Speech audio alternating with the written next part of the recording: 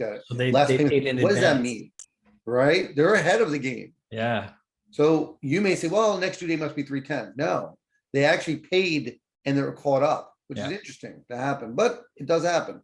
that's pretty good. Yep, maturity date is way out. So to Yeah. me, the first thing that pops out here is the fact that I have a 2005 and 2043. That doesn't seem right. So there must have been modification happen Yeah. somewhere, somehow, that makes this make sense. Because for it to make sense, even a 30 or 40 year, the numbers don't make sense. They don't do 43 and a half years Right. unless some crazy term that someone made, and most likely not. 9% interest rate, to me, that's a very attractive number. That's It good. helped me get that number up. It helps my P&I get higher and whatnot. But if I ran numbers on it, you probably find out that numbers may not match, right? Yeah. Several states, 200 payments left, right?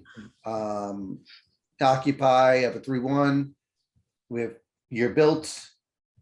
This all kind of comes from my internal due diligence portal. If there's agents on it and whatnot and so forth. Less pending date, again, all data points. If there was something here in my portal, grab it with send information and whatnot. So those are kind of 3 loans we looked at. I like for you guys, I love for you guys to send over deals that you guys are evaluating and looking at. And what we're gonna do in the future is gonna run this again, hopefully. And if people submit offers, we can dive into it. We want to get rid of the borrower's name, get rid of, any identifying information, no street address. You send it to us a street address so we can kind of value the property. And value the property means diving into like a Zillow. Our portal allows you to kind of run, it gives you 3 AVMs, doesn't give you a Zillow estimate, but it gives you 3 values from 3 different sources, plus the annual tax appraisal value. So again, it gives you stuff, but it will allow us to say, what is the collateral? Is this true? Is this not true? Because seller says it is, doesn't make it true. Please don't go off the seller's property value. They're probably fibbing somewhere. They pull multiple numbers. That's where we want to look and say, okay, Nathan, what do you see the value is at? And we can do it hard, where we dive onto different websites and value by comps, or we can run EVMs quickly. Yeah. So we want to get the data. We'll go through and do the same kind of thing. What do you like? What do you don't like? And why? And what's worth it? We're not going to give you what our bid price would be. We're not going to say how we'd offer it. We just look at the fact that what we do like about it, we don't like about it. There's places in, Ohio. If you gave me a city and say, well, Ohio's okay. And you give me a county in Ohio, I'm going to say I'm going to be avoiding it like the plague, right? There's certain counties in certain states that, based on our experience of deals, I had a bad experience. Nathan may have a good experience, but I had a bad experience, and I wouldn't dive into that because of that county, timeframes, issues, bond requirements, things like that. Yeah. If anyone has any questions, feel free to jump in here. Other states that I avoid are California. They're coming out with some new issues, new concerns that really doesn't make me feel comfortable with the future of no investing in California. Debt license requirements and bonds and whatnot. And keep abreast of what happens in that spectrum of debt licenses, because it's changing since COVID. And certain states require, like Massachusetts used to require a original lender to show up, not knowing that when you're foreclosing, right? That's that was a problem. They're doing that in Maine. They're doing that in Maine still, and man, what a pain. There's a workaround. So if you got something in Maine, talk to me, because I can help you do the workaround, but it's a pain. Yeah. And in places like Jersey, I know that if it's vacant more than 3 years, you can prove it. You can fast foreclosure. It's crazy. Yes, bond changes by county and city. Yeah, absolutely. Now the bond in Ohio is actually a property bond, where they mow lawns, they maintain the property, and they just take money out of the kitty. They don't question it. You have to put the 10 grand up. It's a little bit different. Some counties enforce it, some don't. Yeah, problematic.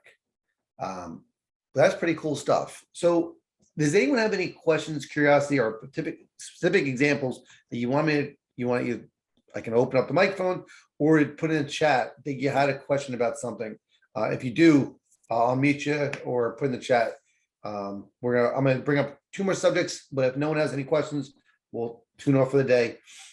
Now, when it comes to statute of limitations, I mentioned before, there are certain ways to get around statute of limitations. Yeah. But what you can do is you can ask the seller, what is happening, because statute of limitation ran out, doesn't mean you can't do anything. It means I want more information to see why it stopped. Right. What did you do to stop it, if anything? Now, if they start foreclosure, the time clock will restart because of that. Or you can push the next due date up. And sometimes you do that and sometimes you don't. Yeah. Which states can you foreclose a property when vacant longer than 3 years? That's just New Jersey law. That's not a one state situation. I know that's New Jersey. You can do foreclosure faster in certain states if you do it through federal court, which is the video on YouTube. If you haven't watched it, take a look at that on our channel. Todd, feel free to, if you post to the chat, and if I can unmute you, it's a longer question, I'll let it go through. But yes, so vacant properties is a New Jersey law that comes about, and I'll post if I can, that law per se. Your attorneys will be that key for it. Have you run into any kind of statute of limitations issues, Nathan? How did you handle it? I have nothing that's ever stopped me cold though. For example, we had one in Florida. It was past the statute of limitations. However, it was kind of an interesting one. It was a son and mother that were both on the loan documents. The mother had passed away. The son was still living there. It was past the statute of limitations. So to overcome that, he was still wanted to stay and pay, and it was much easier for him just to kind of, it wasn't actually a reinstatement, but get back on track. So we did a modification and recorded the modification, and then that reset the clock. So he was back into normal. And that was with our friend of our good friend, Erin Quinn. She helped me figure that one out. So that was one. I've had it where we've moved up the date, a few different things. Nothing's ever stopped me cold yet, but I definitely look at it, and it's different in every state. So you don't just think that because it worked this way in this state, that doesn't necessarily mean it works the same way in another state. Yes. Yeah. Statute of limitations are state by state. Yearly, I reach out to my attorneys and ask them for updates. You'll see, Tony Siddall, he'll say, listen, here's the new updates if anything's changed. And not even in the timing, but even how you can deal with it in that state. Yes. So that's different per state.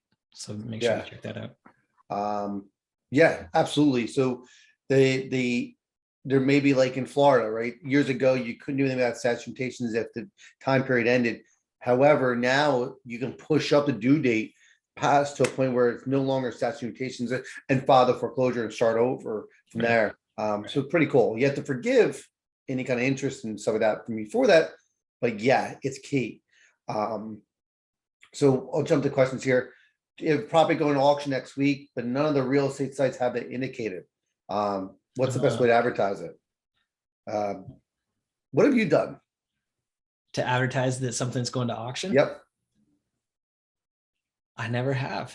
Woo! That's a great question. I've never I've done a few things. I've joined Facebook groups. I've joined LinkedIn groups, posting on groups that are local to that property. Yeah. Hey, I have an auction sale coming up. Here's what we're doing. I've also done Craigslist, where I've posted an auction date on Craigslist, and things like that. I'll jump on. I also, another way I do it, you guys don't have the angle to do it, and hopefully my portal will come out and be big enough to do this, but I also reach out to investors who are local to the property, and I'll email them out. Hey, I have a property going to auction. Do you know anyone that may be interested? Here's my set amount. This will the opening bid. Take a look at it. Oh, that's cool. Cindy said she sold an REO on Facebook Marketplace. Nice. Right. But remember the fact that going to auctions is a little bit different, and most people get confused. Why does real estate not have it listed? I'm not sure exactly how Zillow figures out if it's going to auction or not, what data they're pulling. And maybe in a county they can't pull from. I don't know. Yeah, I don't know. Vaughn asked, is there a list somewhere about state licenses? I encourage you. I'm going to say there is not, for a really big reason. Watch our YouTube video on debt licenses. It's not clear cut. Depends what your company's doing. how you're structured, what you're doing with the assets. There's a lot that goes into figuring out what states require a debt license for And if you lenders. require a debt license in that state. Yeah, so it's not a clear cut. We have our internal list and I would love to share it, but it's so difficult to do because it's based on our data and our property and our business. That's difficult. Unlike, Illinois requires a license no matter what. Some Yeah. states don't. And Texas, for depending on example, doesn't. how active you are in that state, that kind of thing. So it really, really Yep. depends. So you Yeah. got, So Cindy said, yeah, Cornerstone, we actually did the webinar with Cornerstone. Yeah. If I can find the YouTube video on that, it may be helpful. But that's what stop sharing them. So I think for you, and believe me, it's not an easy topic to understand. I'm gonna tell you, I've watched the video a few times and I still don't fully grasp it. Because there's so many little intricacies. and you'll see on the show that we did with them, it was very much it could be this, or it could be that, and it could be that, and it could be this. And so in the end, they just say, just call us. Yep. Call us And it's not a cheap thing. That's the other issue with it. Yeah. So let me see if it's this one. Should be. Is it just called Cornerstone, or? I can change the name of it. Definitely. No investing debt license. There it Where's is. no investor? I'm not sure why it's named all that crazy stuff. But yeah, and I'll put in the chat here for everyone. Worth checking out for sure. Yeah. I can change the name of Cornerstone as well if it helps people. But yeah, take a look at this video. It's not as clean cut as I would hope it would be. Yeah. But take a look at it and take lots of notes. So it's a lot. Yep, Christian Barters, it will be in the video as well. Yep, absolutely. Any other questions from anyone else of how we look at things? If hopefully we'll do this in the future again soon on assets you guys are looking at. Again, we're not looking to steal anything. We're looking just to get you some ideas of how we see things and whatnot. So yeah, what we like, what we don't like, what we don't like, positive, negatives, whatever. And believe me, there's deals where we explain a lot today, but there's a lot of deals that we say, oh, well, we don't like it for this reason, and we haven't talked about it. It comes down to sometimes it's the county, sometimes the state, sometimes it's a value of the property, sometimes the type of property, like land. I won't even get involved with land. Some people do, right? Sometimes it's CFD, which I'm not a big CFD person. If it's performing, I run a number to see what my yield would be, what I would have to bid to get that yield to be a certain dollar amount that's performing. And if that bid amount is less than 40% of my UPB, I'm not going to make an offer to the seller. Not gonna bother. So that comes to play. Yeah. So without any further ado, we're gonna let everyone disconnect. Me and Nathan are gonna chat for a few minutes. I'm gonna stop the recording.